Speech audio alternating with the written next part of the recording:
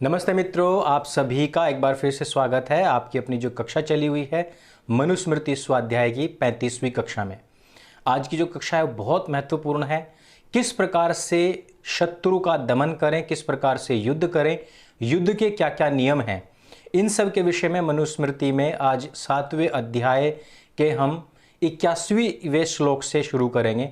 और इस कक्षा को शुरू करने से पहले मैं थोड़ी सी बातें आप लोगों से करना चाहता हूं कि आप लोगों ने जिस प्रकार से 34वीं कक्षा जैसे ही उसका शुरुआत हुई है और मनुस्मृति स्वाध्याय को हमने दोबारा से शुरू किया है, आप लोगों ने जो प्रेम दिया है, जो जिज्ञासाएं आपके अंदर थी, वो सारी की सारी उभर करके सामने आई। उससे हम बहुत ज़्यादा जो है हमें यह है जो आपका प्यार देखने को मिला है, इससे हमें बहुत ज़्यादा उत्साह मिला है और आपका बहुत बहुत धन्यवाद। इसी कक्षा के साथ ही साथ इस चैनल पर भी 50,000 सब्सक्राइबर्स पूरे हुए, अब तो 51,000 से भी ऊपर पहुंच गए हैं। और मुझे पूरी आशा है कि जितने भी युवा हैं, क्योंकि मनुस्मृति स्वाध्याय की कक्षाएं अभी तक नहीं चली थी कहीं पर भी, और जिसमें कि हमने समावेश किया है जो आज के समय में हमारे साथ में घटित होने वाली घटनाएं हैं, उनके ऊपर मनुस्मृति कितनी घटित होती है उसके ऊपर हमने विशेषता बल दिया है। फिर दूसरी बात मैं ये बताना चाहता हूँ कि बहुत सारे मित्र बार बार पूछते हैं कि विशुद्ध मनुस्मृति की जो PDF है वो हमको कहाँ से मिलेगी। तो आप 34वीं कक्षा के पिन कमेंट में भी लिंक है, वहाँ पर से भी डाउनलोड कर सकते हैं। इस वीडियो के पिन कमेंट में भी आपको ये लिंक मिल जाएगा, वहाँ से उसको डाउनलोड कर लीजिएगा। तीसरी बात मैं आपको बताना चाहता हूँ कि जो हम बोल रहे हैं बार बार आपको श्लोक कि श्लोक नंबर ये 80 है, ये 81 है, यह जो श्लोक संख्या है, यह श्लोक संख्या उस मनुस्मृति की है जो जिसमें अशुद्ध और विशुद्ध दोनों प्रकार के श्लोक हैं।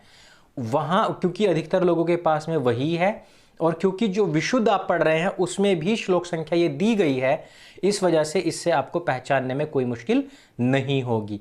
वास्तव में जो 7वें अध्याय का 81वां श्लोक है वो विशुद्ध अगर हम देखें तो वो 62वां है, अर्थात बीच में 19 श्लोक जो थे वो अशुद्ध थे, मिश्रित किए गए थे इसको बदनाम करने के लिए, और उनको इसमें से निकाल करके फेंक दिया गया।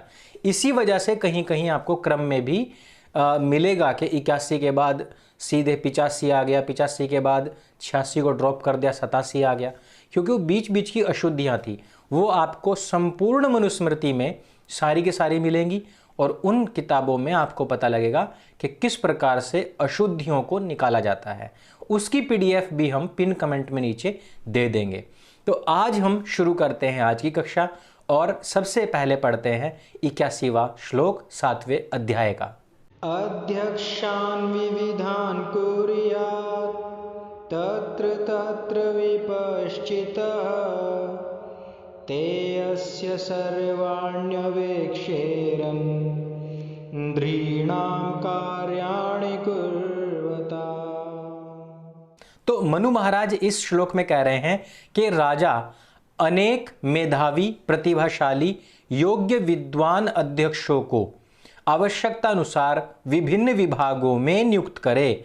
वे विभाग अध्यक्ष इस राजा के द्वारा नियुक्त अन्य सब अपने अधीन कार्य करने वाले कर्मचारी लोगों का निरीक्षण किया करें। अब आप देखेंगे आजकल भी जो सरकारें बनती हैं, राज्य सरकार हो चाहे वो केंद्र की सरकार हो, उसमें एक राजा होता है और फिर उसके राज्याध्यक्ष जो उसके नज़दीकी मंत्री होते हैं और सचिव आदि जो बनते हैं वो बनते हैं।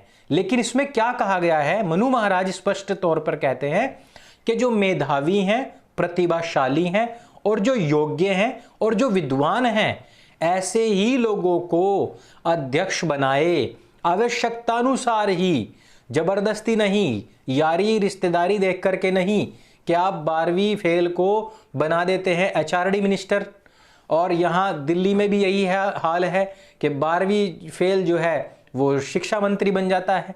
तो इस प्रकार से नहीं, और वो अगर विद्वान हैं तो ही उनको बनाए, तब जाकर के वो लोग अपने अधीन कर्मचारियों को रखें। और वो कैसे हों कर्मचारी, वो सारे के सारे भी इन्हीं सब गुणों वाले हों और उनके निरीक्षण में वह कार्य को करे।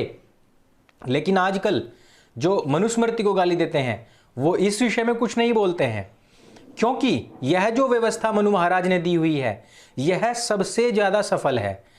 अगर आप भाई भतीजावाद करेंगे पदों को देने में भी, यदि आप पद आदि देने में पैसा देखेंगे, यदि आप ये देखेंगे कि इससे मेरे संबंध कैसे हैं, आजकल तो लड़कियों को सेक्रेटरी बनाया जाता है उनकी खूबसूरती को देख करके, उनके वो कितने कम कपड़े पहनती हैं ये देख करके, विद्वत्ता यदि उनमें नहीं भी होगी तो भी चल जाएगा।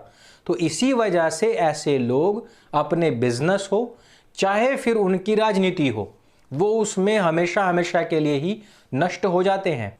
अब आगे अगले यानी कि 82वें श्लोक में मनु महाराज क्या कहते हैं उसको सुनते हैं। आवृत्तानां गुरुकुलात् विप्राणां पूज्यको भवेत् नृपाणामक्षयो हि एष निधिर्ब्राह्मो विधीयते। इस श्लोक में कहा गया है कि राजा स्नातक विद्वानों का सत्कार करे। कहा गया है कि जो राजा है सदा जो राजाओं को वेद प्रचार रूप जो उसका अक्षय कोश है, गुरुकुलात आवृत्तान पूजकः भवेत, इस प्रचार के लिए कोई यथावत ब्रह्मचर्य से वेद आदि शास्त्रों को पढ़कर गुरुकुल से आवे, उसका सत्कार राजा और सभा यथावत करे। विप्राणाम अर्थात उनका भी जिनके पढ़ाए हुए वो विद्वान होवे, उन गुरुओं का भी करे। विप्र कहते हैं जो गुरुजन होते हैं। इस बात के करने से राज्य में विद्या की उन्नति होकर अत्यंत उन्नति होती है। इस प्रकार से उन्होंने 82वें श्लोक में कहा है। यानी कि जो लोग जो ब्रह्मचर्य आदि का पालन करते हुए गुरुकुलों से पढ़ करके निकलते हैं स्नातक, उन लोगों का सम्मान करना चाहिए। आजकल आप देखते हैं सरकारों में जो अच्छे अच्छे पढ़े पढ़े लिखे भी बच्चे हैं उन तक को नहीं पूछा जाता है। जब वो अपने हक के लिए सड़कों पर बैठते हैं तो उनके ऊपर लाठियां तक भांजी जाती हैं, उनको पीटा जाता है। और सम्मान तो छोड़िए, उनके गुरुओं तक को भी कई बार स्टूडेंट्स को जेल तक में डाल दिया जाता है। यह सब चीजें मनु महाराज के द्वारा पूरी तरीके से निषिद्ध हैं। यदि कोई भी बालक, देखिए उस समय पर गुरुकुल, इसका मतलब ये नहीं है कि जो गुरुकुल से निकलने वाले वही बालक जो जिसका एक गुरुकुल रूढ़ अर्थ निकाला जाता है। विद्यालय, यूनिवर्सिटीज, जो कुछ भी आप कहें, जो गुरु का कुल है वो विद्यालय है, यूनिवर्सिटी है। वहां से निकलने वाले जो स्नातक विद्वान बच्चे हैं उनको हाथों हाथ लेकर के उनकी नियुक्तियां करना। देखिए पूर्व के श्लोक में विद्वानों को इसलिए पहले ही कह दिया गया है, उनकी नियुक्तियां करना तो सबसे पहला धर्म है किसी भी राजा का। लेकिन यहां पर पिटते फिरते हैं छात्रगण, यह बहुत बुरी बात है। इस वजह से भी मनु महाराज स्टूडेंट्स के लिए भी बहुत अच्छी बातें कहते हैं। स्टूडेंट्स को भी यह जानना समझना और पढ़ना चाहिए कि मनु महाराज हमेशा से ही सिर्फ और सिर्फ सच्ची बातें कहते आए हैं और उन्होंने इसीलिए इसको विश्व का विधान बताया है, बनाया भी है पूरी संपूर्ण मानव जाति के लिए, ना केवल किसी एक आधी जाति के लिए। अगले श्लोक में हम चलते हैं, युद्ध के लिए गमन और युद्ध संबंधी व्यवस्थाएं क्या हैं। श्लोक सुनते हैं और ये श्लोक संख्या है 87। देखिए बीच के जो 5 श्लोक हैं वो सारे के सारे अशुद्ध थे, निकाल दिए गए। अगला श्लोक हम सुनते हैं।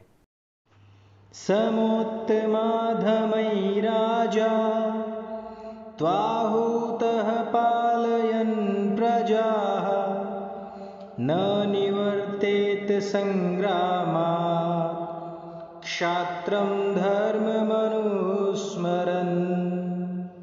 इस श्लोक में कहा गया है जब कभी प्रजा का पालन करने वाले राजा की अपने से तुल्य या अपने से उत्तम या छोटे संग्राम में आह्वान करे तो क्षत्रियों के धर्म का स्मरण करके संग्रामात न निवर्तेत, यानी कि संग्राम में जाने से कभी निवृत्त न हो, अर्थात बड़ी चतुराई से उनसे युद्ध करे जिससे कि अपनी ही विजय हो।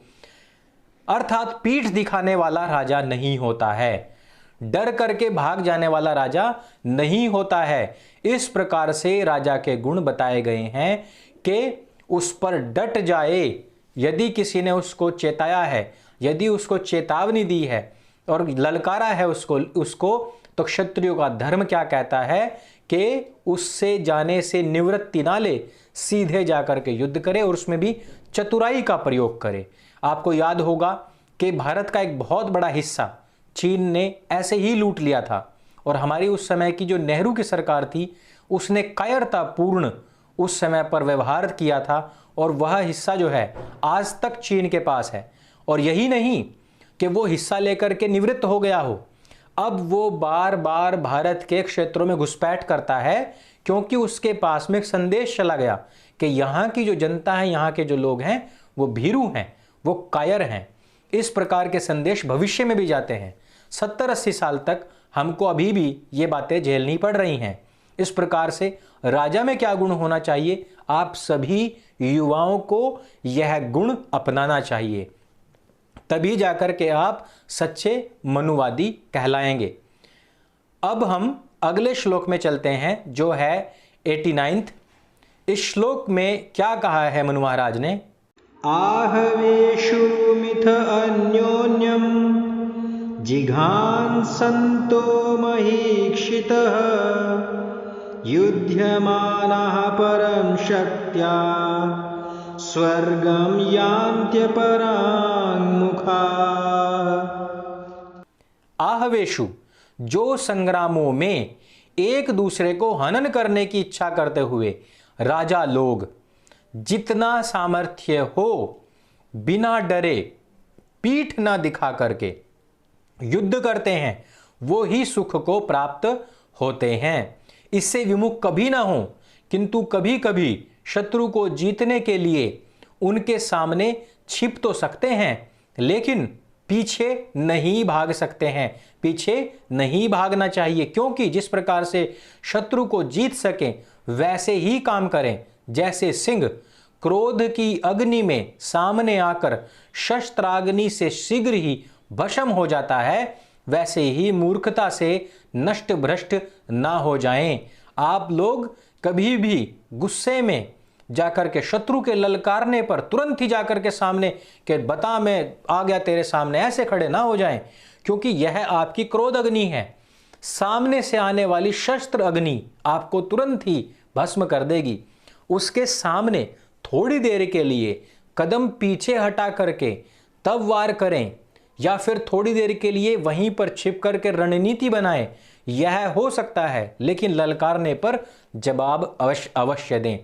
यहां पर कहीं पर भी यह नहीं कहा गया कि आपने उसके पीठ पीछे वार करना है या कुछ, सामने ही छिपना है, पीठ पीछे से कुछ भी नहीं करना है। अब युद्ध में किन किन को ना मारें, इन नियमों का भी पता होना चाहिए। श्लोकों को पढ़ करके जानते हैं कि मनु महाराज क्या कह रहे हैं। न च हन्त्यात् स्थलारूढं न क्लीबं न कृताञ्जलिं न मुक्तकेशं नासीनं न तवास्मीति वादिनम् न सुप्तं न विसन्नाहं न नग्नं न निरायुधं न आयुध्यमानं पश्यन्तं न परेण समागतम् न आयुधव्यसनं प्राप्तं नार्तं नातिपरीक्षितं न भीतं न परावृत्तं सतां धर्मम् अनुस्मरन्। मनु महाराज कहते हैं कि युद्ध समय में इधर उधर खड़े हुए न नपुंसक, न हाथ जोड़े हुए, न जिसके सिर पर बाल खुले हुए हों, न ही वो जो लोग बैठे हुए हों, इति वादिनम, न तेरे शरण में आया हूं ऐसा कहने वाले लोगों को जो तुम्हें कह दे, न सोते हुए को, न मूर्छित व्यक्ति को, न नग्न हुए व्यक्ति को, न आयुध से रहित, आयुध क्या होता है? हथियार, जिसके पास में हथियार ना हो ऐसे व्यक्ति की तुरंत हत्या ना करे। देखो पुलिस भी आजकल कहती है यदि सामने वाले के हाथ में छुरा खंजर है और पुलिस ने सीधे उसको गोली मार दी या किसी व्यक्ति ने गोली मार दी, तो केस गोली मारने वाले के ऊपर चलेगा कि दोनों के पास में बराबर के हथियार नहीं थे। यदि कोई निहत्था है और वो निहत्था ही किसी को पीटने के लिए आ गया और जो पीट रहा है उसके पास में बंदूक है और पिटते पिटते इधर चोट लगी इधर चोट लगी, पिटते पिटते उसने बंदूक निकाल ली और गोली मार दी, तो इसमें भी गोली मारने वाले के ऊपर केस चलेगा कि उसने तुम्हारे ऊपर हथियार से वार नहीं किया था। यही नियम मनु महाराज बता करके गए हैं। यही नियम शाश्वत है, यहीं पर नहीं, ये पूरी पृथ्वी पर शाश्वत नियम है। इसी वजह से सबसे पहला संविधान मनु महाराज की इस पुस्तक को माना जाता है, जो उनके दिए हुए संदेश थे, जो बाद में पुस्तक में अंकित किए गए थे और उसके बाद में ये अन्य देशों तक गए। लेकिन देखिए हमारी विडंबना ये है कि इस पुस्तक को पूरे विश्व में ख्याति मिली, लेकिन भारत का संविधान दूसरे देशों से उधार मांग करके चोरी आदि करके लिया गया और अपने आप को बड़ा बताने के लिए कि कहीं मेरी छवि धूमिल ना हो जाए, इसलिए पूर्व में स्थापित उस व्यक्ति को नीचा दिखाने के लिए उसकी पुस्तक जलानी शुरू कर दी, जिसकी कि विश्व में ख्याति थी। यानी कि आसमान पर थूकने से आसमान को थूक नहीं जाता है, वो आपके सीधे मुंह पर पड़ता है और वही आजकल हो भी रहा है। लेकिन मनुस्मृति का स्वाध्याय इसलिए अत्यंत आवश्यक है ताकि आप लोगों को पता लग सके कि इसमें केवल वो मिश्रित श्लोक ही नहीं जिनके ऊपर आतंक मचाया जाता है, ये हैं सच्चे श्लोक जिनको आज तक पूरा विश्व भी नकार नहीं पाया है। आगे क्या कहते हैं कि शत्रु न ही शत्रु के साथी को और ना ही जो युद्ध करते हुए लोग हैं उनको देखने वालों को और ना ही जो घायल लोग हैं उनकी सेवा करने वालों को भी नहीं मारना चाहिए। जो डरे हुए हैं और पलायन करते हुए जो पुरुष स्त्री हैं उनको भी कभी नहीं मारना चाहिए। सत्पुरुषों के धर्म का स्मरण करते हुए योद्धा कभी भी उनको ना मारे। यानी कि विद्वान लोग जो हैं वो कहीं पर भी हो सकते हैं, उनको भी कभी भी ना मारे। डॉक्टर्स को यानी कि घायलों की जो सेवा करने वाले लोग हैं उनको भी कभी ना मारे। अब आजकल आप देख रहे हैं डॉक्टर्स को सबसे ज्यादा मारा जा रहा है, पुलिस वालों को सबसे ज्यादा मारा जा रहा है, जो आसपास बैठे हुए लोग हैं उनको ज्यादा मारा जा रहा है।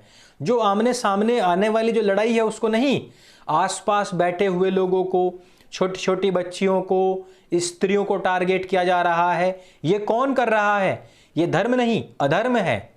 ये अरबी टट्टुओं का वो अधर्म है जो इन सब को टारगेट करता है, जिसको इसमें करने के लिए मना किया गया है। क्योंकि उनके यहां पर एक ही नियम है कि आपने किसी भी कीमत पर युद्ध जीतना है।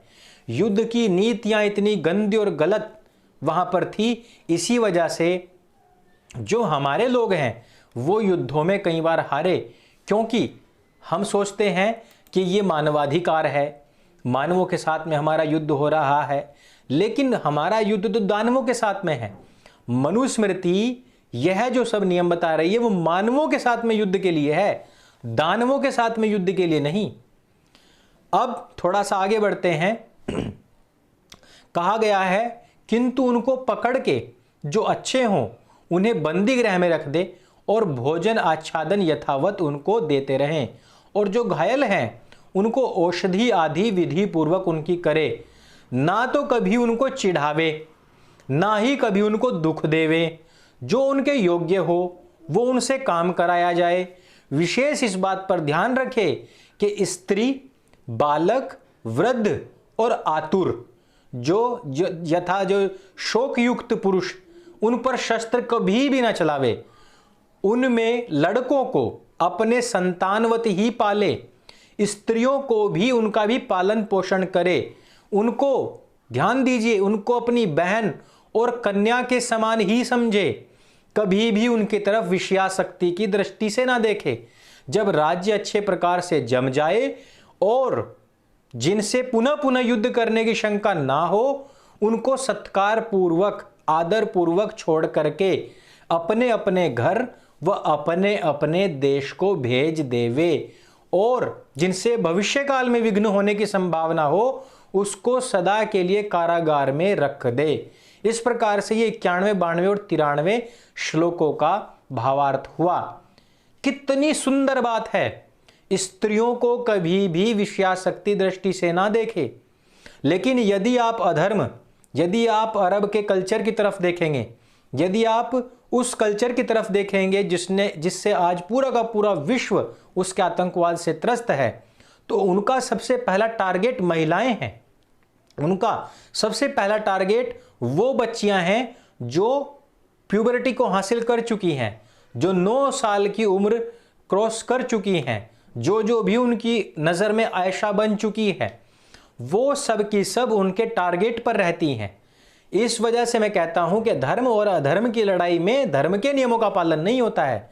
हाँ, ये अवश्य है कि जो धर्म के लिए युद्ध लड़े जाते हैं उनमें कम से कम जब सामने वाला भी मानव हो तो उसके साथ में इन नियमों का पालन किया जाना चाहिए। अगले श्लोक में कहते हैं, युद्ध से पलायन करने वाला अपराधी होता है। श्लोक के माध्यम से सुनते हैं। यस्तु भीतः परावृत्तः संग्रामे हन्यते परैः भर्तुर्यद्दुष्कृतं किंचित् तत्सर्वं प्रतिपद्यते।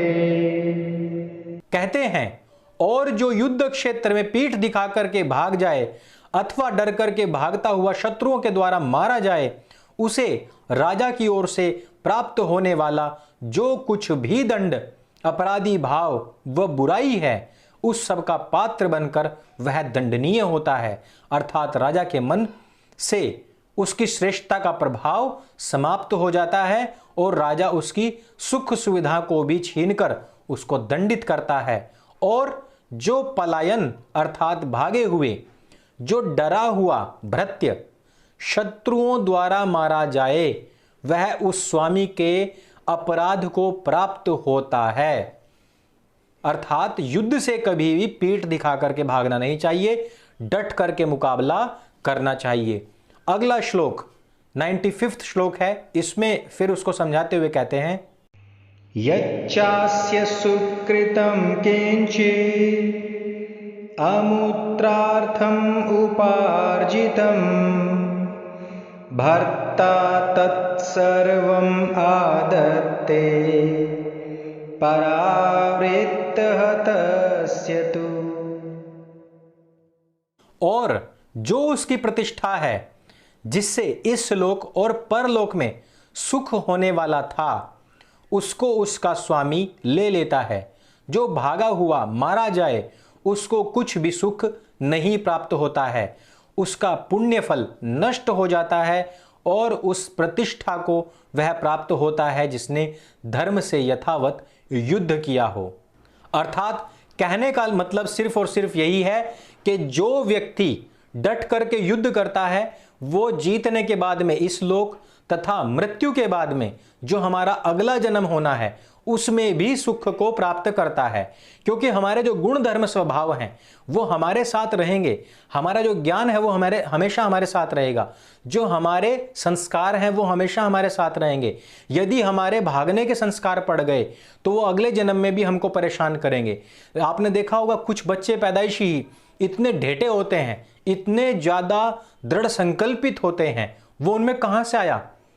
उनके पूर्व जन्मों के संस्कार हैं जो वो इनको इस जन्म में भी मिलते हैं। उन्हीं का दूसरा सजन्म जो सहोदर भाई होता है, सहोदर भाई अथवा बहन का जो नेचर है, जो व्यवहार है वो बिल्कुल अलग होता है, लेकिन कुछ बच्चों का बहुत अच्छा होता है। वो इसी वजह से है क्योंकि उसके साथ में उसके पूर्व जन्मों के संस्कार भी जुड़े हुए हैं।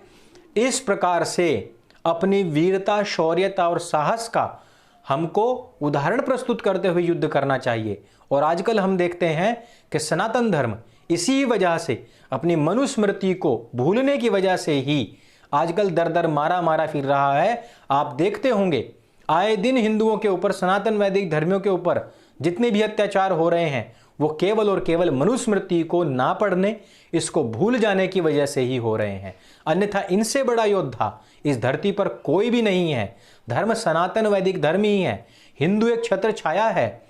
कहीं पर भी आपने ये नहीं सुना होगा कि हिंदू धर्म की जय, सनातन वैदिक धर्म की ही जय होती है। इस वजह से आप सनातनी बने, हिंदू ना बने। हिंदू छत्र छाया है, कोई धर्म नहीं। उस छत्र छाया के नीचे बहुत सारे अलग अलग कल्ट्स, अलग अलग मान्यताएं, विचारधारा शरण लेती हैं। इस वजह से सनातन वैदिक धर्म कहा भी गया है कृण्वन्तो विश्वमार्यम। कृण्वन्तो विश्व हिंदू नहीं कहा गया है, कृण्वन्तो विश्वमार्यम कहा गया है। इस वजह से सनातन वैदिक धर्म से जुड़े रहें, अपने ग्रंथों से जुड़ें, अपने ऋषियों के संदेश को सुने, ईश्वरीय वाणी को सुने, उसके साथ में जो जो भी आप प्रैक्टिकल कर सकते हैं वो सब करें, तो जीवन में आपके कभी भी दुख, संताप और खास तौर पर जो पराजय है वो कभी नहीं आएगी। यदि ये वीडियो आपको अच्छा लगे तो इसको सबके साथ में शेयर अवश्य करें, और वीडियो को अंत तक देखने के लिए आप सबका बहुत बहुत धन्यवाद। वैदिक इन्फो चैनल को सब्सक्राइब करना ना भूलें। मेरे संग बोलिए, सत्य सनातन वैदिक धर्म की जय। कृण्वन्तो विश्वम आर्यम।